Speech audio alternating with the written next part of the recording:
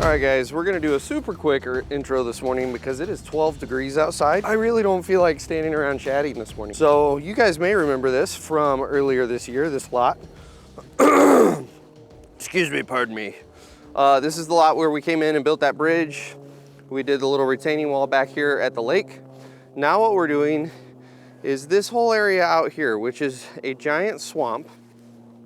The homeowner wants some four-wheeler trails. Well, the problem is that's an active kind of like bog area. And so between all of the water in the ground, plus you've got all of the vegetation that is in the process of decomposing, which generates heat, it's staying warm enough that the frost isn't really building up like we anticipated, which means we are punching through, or Rick has been punching through with the mulcher. So we went and rented our favorite machine, Bobcat E35.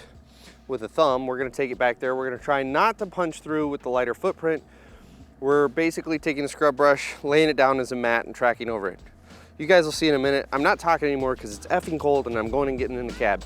See you in a minute. All right guys, so we're back in the woods and I thought there would at least be a little bit of crust out here with how cold it's been. Our overnights are easily around 0. There is nothing hold me up except for the roots or the branches that I've got here.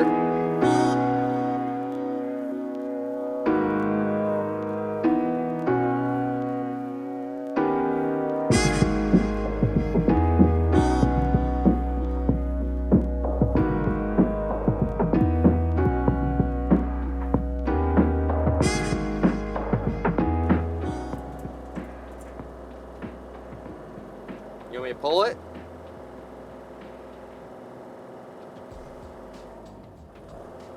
See what Rick wants to do here. Yeah, that's ain't nothing solid. Let me take that tree that you just cut and I'll throw it down here so I can bridge it.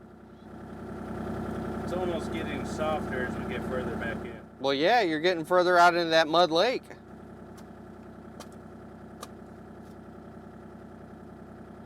It's you're staying afloat, but it's... Oh yeah. I can feel it. Just you stomping, I can feel in the machine. How fucking afloat are we here?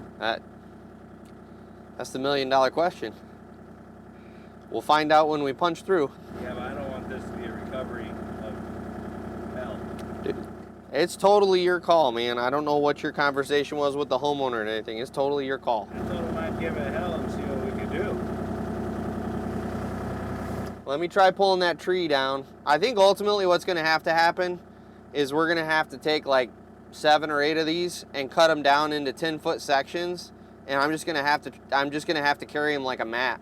But here's the thing that I keep wondering is we do all this work. If this can't even support the Bobcat, how are you going to get four-wheelers back in here and not sink them? They said when they first moved here, they had trails back through here. And that's where, like, you can kind of see this. And I'm like... You're gonna lose a four-wheeler back here. I almost wonder if a little dingo was something that would be even lighter. Problem is you lose your track surface too. It's not like your ground pressure goes down. Right. You almost need something with the super wide tracks on it. Well, I'll tell you what you almost need is an ASV back here. And even that, I think, would be pushing it if you put much more than a brush hog on it. I don't think it could support the Fecon. You want to plug away at it a little bit longer? Yeah. Keep making a little bit more headway. Okay. Nope. No, I can feel myself getting soft there. That's why I was trying to get out of it. All right, guys. As you can see, Rick's getting a little nervous because he's watching it from the outside. I can feel myself rocking and rolling with, I mean, you can, I'm putting the blade down and the ground is just pumping. I mean, it's just, there's nothing solid here.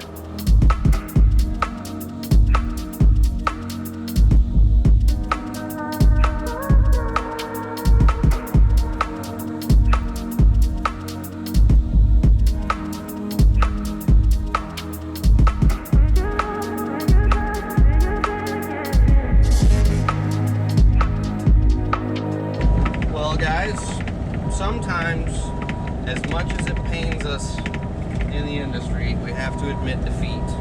All right, so I was gonna walk my ass back in there and show you guys what we were dealing with, but it's gonna be too difficult with all the stuff on the ground and how soft and wet it is. So I recorded a little segment in the cab only to look down and realize my audio recorder was off. So we're gonna redo this little segment. I think as much as I didn't want to post this video, I am gonna post it because I think it's important in this industry to know when to cut your losses and know when you're gonna get yourself into trouble. So we were dealing with a situation back there to where, could we have kept going? A little bit, maybe. The problem is, the risk is, if we punch through that stuff, it is about 4 feet to the bottom. I punched through this year in the summer when I was on firm ground just to see how deep it was, and I went about halfway up the stick. So it's about 4 feet down to the bottom. So if we punch through with that mini, we're gonna be in a very expensive recovery operation because we'd have to bring in a bigger machine, we'd have to bring in mats, we'd have to bring in a lot of rigging in order to get that machine back out of the hole. Because once you punch through, it's real difficult to get out of it. So it's important in this industry to kind of check the ego sometimes. You know, I've talked about it before. Rick and I really pride ourselves on doing the oddball jobs that no one else can do, and this is one that we were excited to get out here and make something happen that it's real technical. You have to know what you're doing, but at the same time, sometimes you just have to recognize when something's not doable or not practical for what you're risking getting into it. So that's why I wanted to post this one, just to encourage you guys, know when to cut your losses, know when you should walk away before you get into trouble. So with that being said, we're gonna go figure out what else to do with the day. We'll see you guys on the next one. Are we doing perk test? We're gonna do a perk test. We'll see you here in a bit.